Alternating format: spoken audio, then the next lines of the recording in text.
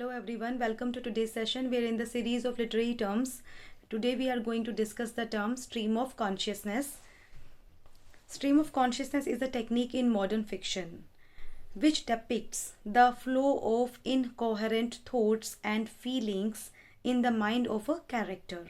If we see the historical details of this term, then this term is associated with early 20th century modernist movement, and before literary critics began using this term in reference to the narrative style which depicts how people think, it was actually originated in psychology, where it was initially coined by the psychologist William James in his research, The Principles of Psychology. And the writers use this term or this technique so that they can capture the thought process of the character, the natural flow of the thought process of the character. And this presentation of the thought process in language, what it does, it allows the readers to enter in the mind and world of the character. The examples of stream of consciousness can be found in literature from different cultures and languages, as we can see the examples or the illustrations of this style of writing in the French writer Marcel Proust, Indian writer Salman Rushdie, Irish writer James Joyce, Italian writer Italo Svevo, Mexican writer Roberto Bolaño, and the contemporary American novelist Dave Eggers. And to understand better the workings and the ways of this technique or style, let's have the discussion on its definition and its unconventional ways. This technique can be defined as the mimic or as the use of language, such use of language which mimic the streaming nature of conscious. In other words, this style of writing involves the use of language in an unconventional way, and these unconventional ways are used in order to replicate the complicated pathways that thoughts take in the mind of the character. And these unconventional ways which are adopted in this style of writings are these which we are going to discuss one by one. The first one is the use of unusual syntax and grammar. In stream of consciousness technique, it is very rare or it is not very ordinary that there is a use of ordinary syntax or grammar. What I means to say here is that stream of consciousness technique doesn't use ordinary rules of grammar and syntax. Why it does so? Because as I have told you that stream of consciousness, what it does, it depicts the incoherent thoughts and feelings, what is going on in the mind of the reader. And such thoughts, as you know, thoughts are often not often fully formed. Thoughts are interrupted by another thought, and thoughts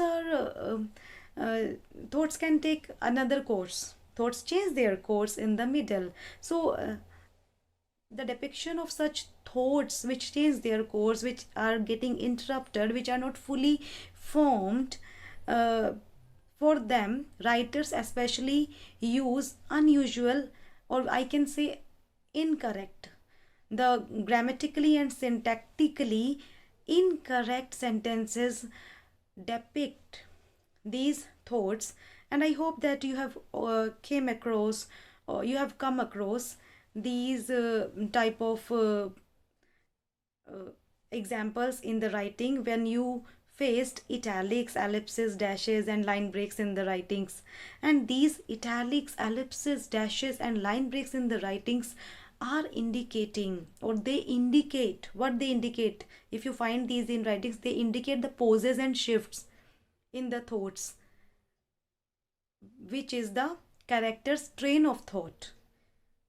It is a character's train of thought which is depicted through these punctuation marks or these uh, special syntax or grammatical portions like italics, ellipses, dashes, and line breaks. So the first unconventional way is this, which is a part of stream of consciousness technique. Next one is the next tool is repetition.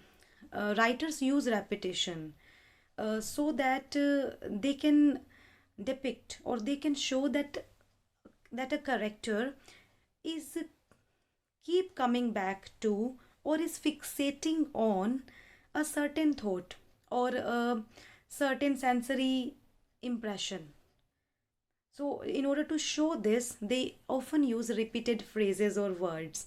For example, if a character is returning to to a scent of women's perfume, then the reader might, while reading such a piece where a character is returning to a particular scent of women's perfume, then the readers might conclude that the character is fascinated by or attracted to that woman. In this way, repeating words and phrases are signposts which which gives a indication or which gives hint to the readers towards certain themes and motifs. So this is the use of repetition which we can see in this style of writing. Next is plot structure. Plot structure, the writers who use stream of consciousness technique, they often experiment with plot structure. And how they do this experiment? They do this experiment by incorporating multiple unreliable narrators or a non-linear plot structure. What is non-linear plot structure? Non-linear plot structure is in direct contrast with the linear or the very conventional way of plot, way of narrative or way of plot writing. What happens in linear narrative, where one ideas follows another in a very logical sequence, whereas in non-linear plot structure there is no chronological order, there is no sequential arrangement. It just moves backward and forward in time. Now this moving backward and forward in time is just similar to the thought process, which shifts, which rapidly, even thought process rapidly shifts back and forth in different time frames. So that's why such sort of experiment in plot structure is done by the users of this technique or the writers of this technique, stream of consciousness. And then let's understand this technique, stream of consciousness, with the example.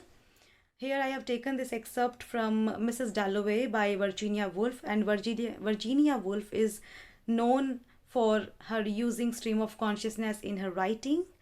I'm reading the excerpt from this novel, Mrs. Dalloway. She had a perpetual sense as she watched, and this excerpt is actually telling the thought process of the title character Clarissa Dalloway. As she watched the taxicabs of being out, far out to sea and alone, she always had the feeling that it was very, very dangerous to leave even one day. Not that she thought herself clever or much out of the ordinary, how she had got through life on the few tweaks of knowledge Fräulein Daniels gave them. She could not think. She knew nothing. No language, no history. She scarcely read a book now, except memoirs in bed, and yet to her it was absolutely absorbing, all this, the cabs passing. And she would not say of Peter. She would not say of herself, I am this, I am that. Now, after reading this, anybody would say that Woolf could say it simply that Mrs. Dalloway watched the taxi cabs and thought about her about life. Just that. The whole thing comes in this one statement. But rather putting it simply, Wolf lets the readers into the character or into the character who is the character Dalloway, into Dalloway's mind, into Dalloway's thought process by using these long sentences with semicolons, which shows the slow drift of ideas and transition between thoughts, between different thoughts. As this presentation in stream of consciousness style able enables the readers to think or to see Dalloway's mind moves from her observation about things and her attitude towards life, and then moved back to the of memories from her childhood, and then came back to the taxi cabs in the street, and then moved on to Peter, her former romantic interest. So this is an excellent example of creating stream of consciousness by associative leaps and sensory impressions. Now, associative leap, I would like to tell you that it is a cognitive thinking process in which mind wanders without any specific direction. Mind wanders, and it wanders with the help of, it wanders among those elements where each element is connected with another, each element is associated with another. As when she thought about taxi cabs, then there was certain sense which made her mind leap to the next element, or the memory related to that one element. Let's see one more example to have a glimpse of this technique stream of consciousness. And now I have taken example from the famous poem The Love Song of J. Alfred Prufrock by T.S. Eliot, where Prufrock says, I grow old, I shall wear the bottoms of my trousers rolled. Shall I part my hair behind? Do I dare to eat a peach? I shall wear white flannel trousers and walk upon the beach. I have heard the mermaids singing each to each. I do not think that they will sing to me. Now, after reading this, we can sense that here the character is moving from one idea to another, and as he moves from one sentence to another. This is also an example of associate leaps. Excuse me. Associate leaps, where this character Prufrock, when he was thinking about, as if you noticed, when he thought about walking upon the beach, then it triggered his mind about mermaids. He immediately start thinking about mermaids. So this is an example of associative leaps or associative free thinking, and it occurs during reverie or daydreaming. So it is also an example of stream of consciousness technique, where one idea is related to another, and it is very much depicted with the help of ellipses and the broken statements and many statements. It's very it's looking just like a thought process. So this was the technique stream of consciousness, and I hope that I have made it clear to you. And I wind up today's session with this note that readers may find it a bit harder to discern the meaning of a particular sentence which is written in this technique, which is written in this style of stream of consciousness. Readers may find it a bit harder, but this is what makes the reading stream of consciousness rich and radically different from the reading of a conventional prose or conventional piece of literature. So that's all for today. and I look forward to see you in the next session. Thank you for listening.